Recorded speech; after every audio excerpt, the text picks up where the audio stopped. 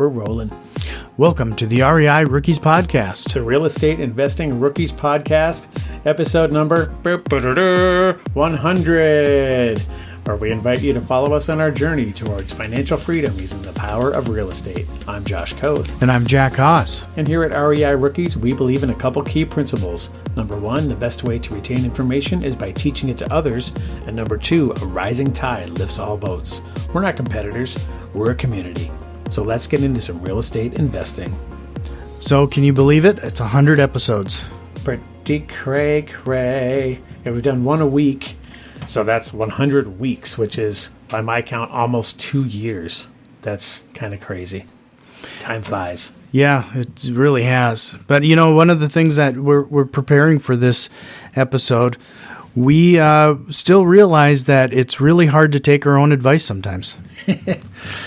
Yeah, considering all the content we produce and consume, why do you still sometimes fall into negative self-talk? That's kind of what we're going to talk about today. And this actually was sparked because we were having a conversation the other day, and someone, I'm not going to say who, was being kind of negative and whiny. I forgive you. And I said, dude, you need to go back and listen to a couple episodes and, you know, listen to your own advice, right? You know, and that's kind of what you know, we're not immune to that by any means, even though we're constantly consuming personal growth material, mindset material. You know, we're teaching it on the podcast and our real estate meetups and just one-on-ones and networking groups. We're consumed by, you know, we consume this material constantly and still fall victim to negative self-talk, doom and gloom, just negative attitude, that kind of stuff still crops up. So we thought we'd talk a little bit about that and how you confront that, how you move past that, and how to handle that. I'm just going to chalk it up to a vitamin D deficiency. It is true. We're in the long winter up here in Fargo. So it is definitely not fun and contributes to depression. What's that called? SAD, seasonal affective disorder. Yeah. Yeah. That's at play for sure. So, you know, it is hard to not only remember to follow your own advice, but just to remember it and to keep it top of mind.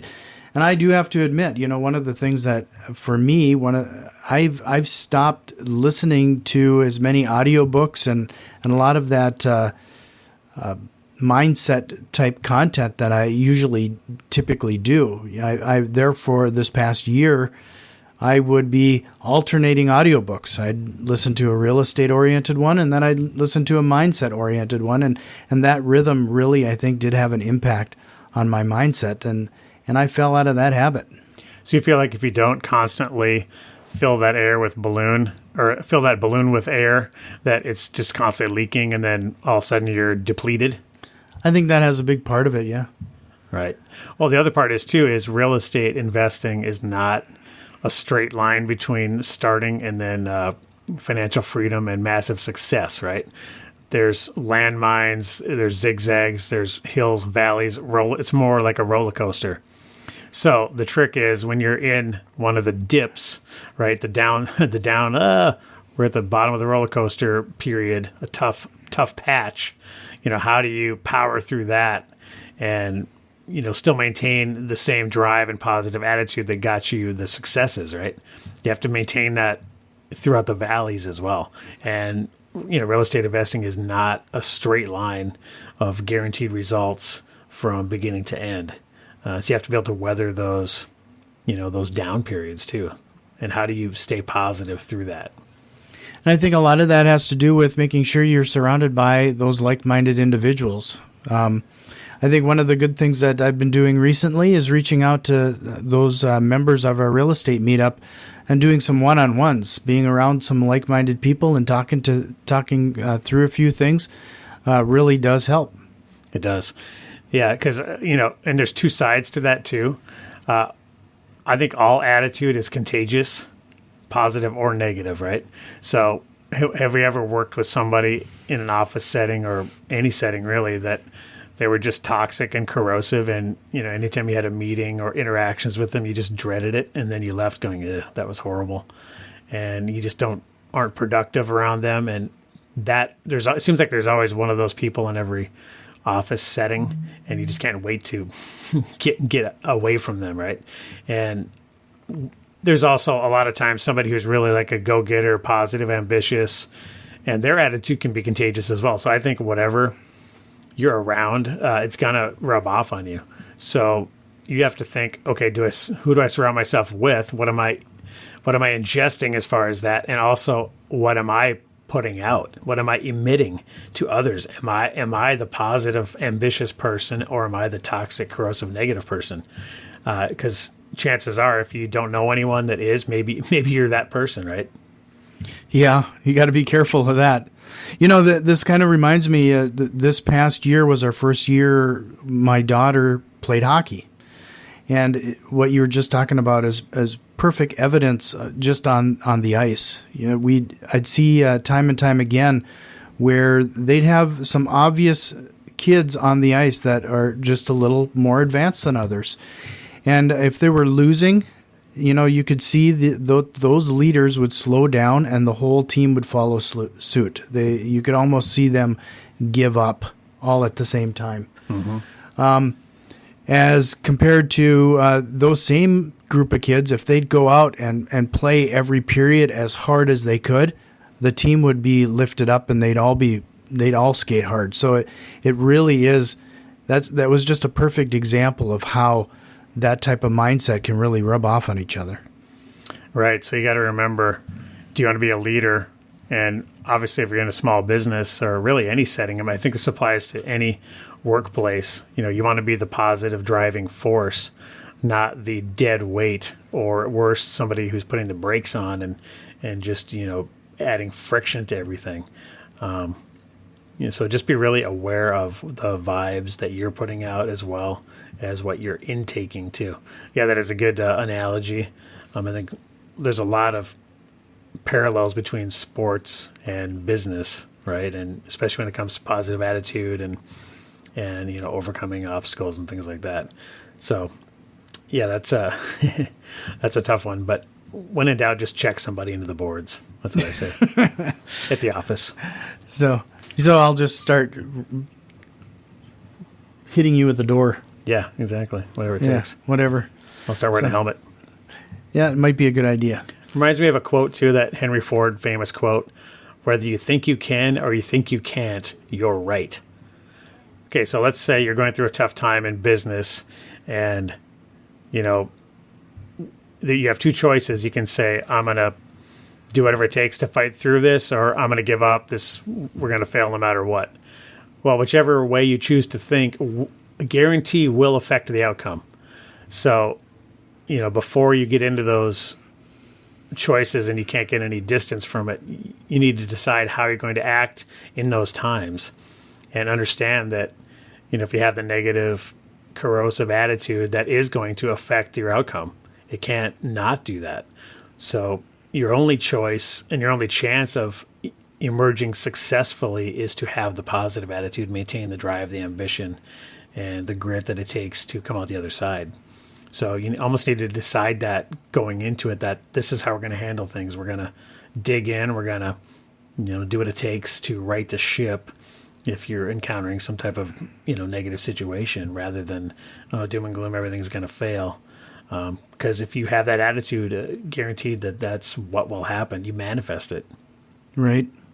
And this is, we've talked about this before too. And I think you got to start to question those people around you. Like we've talked about this before. Gary Vaynerchuk will even go as far as saying you need to fire some of your worst friends. Mm-hmm. Even though you want to be around those people that are like-minded and try to get you lifted up, you also have to be aware of those people that you might be trying to pull them up, but in the same way, they might be trying to pull you down. So I can't emphasize that enough. Being involved in those networking groups, the real estate investing meetups, being around those like-minded individuals that are supportive, that really does help. So don't get stuck in your own echo chamber. Right. Another way I like to think about it is, if you're in having a tough time in business or any situation, what would you do if someone brought you the issue? What would your advice be? So it's kind of a way to look at it objectively and get some distance from it. Sometimes you get too close to things and you start to get affected, and your emotional, lizard brain kicks in, fight or flight kicks in. And sometimes you need to just slow down and say, okay, if somebody else brought me this problem and I had no emotional investment in the outcome, what would I tell them? And, something that helps to get clarity. Like we have a mentor, we use Matt Terrio from Epic Real Estate as kind of a mentor. And a lot of times we almost never reach out to him because we just kind of go, well, here's what he would say. And you can almost predict what someone's going to say. So that is another great reason to have a mentor, because even if you're not utilizing their services regularly, sometimes just, having them there and knowing what they would say is enough to make the difference.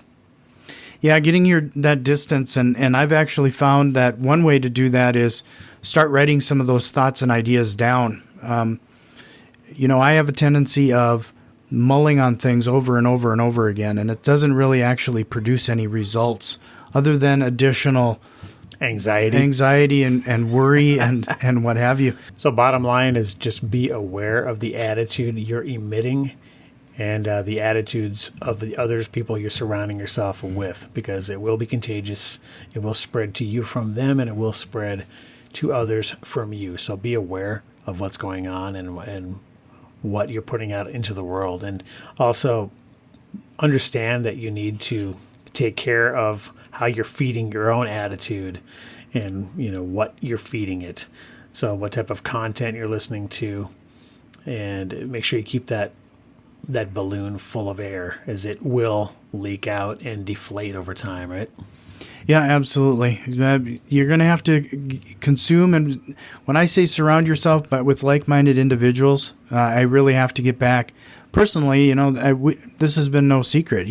We've talked about this before. This is an ongoing struggle that I've had all my life. It's this negative self-talk, and it's a constant work in progress. So I really need to get back on the bandwagon. Whether it's just like my diet.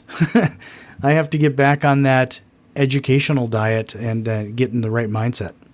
That's right. Feed your brain the right nutrition.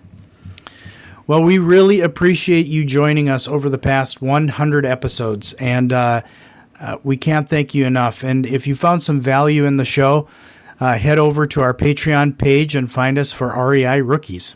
If you have any thoughts or questions, shoot us an email at info@reirookies.com. You can also find us on Facebook, Instagram, and Twitter at REI Rookies. And if you like what you're hearing, head over to iTunes, subscribe, rate, and review the podcast. It really helps other rookie investors out there find the show. And remember, get off the bench and get into the game. We'll see you next time. I don't like to tell a man what to do with his money, but if you ain't investing in property, then you're dumber than a dummy. I'm not dumb. I'm smart. Well, buy property. That's my advice.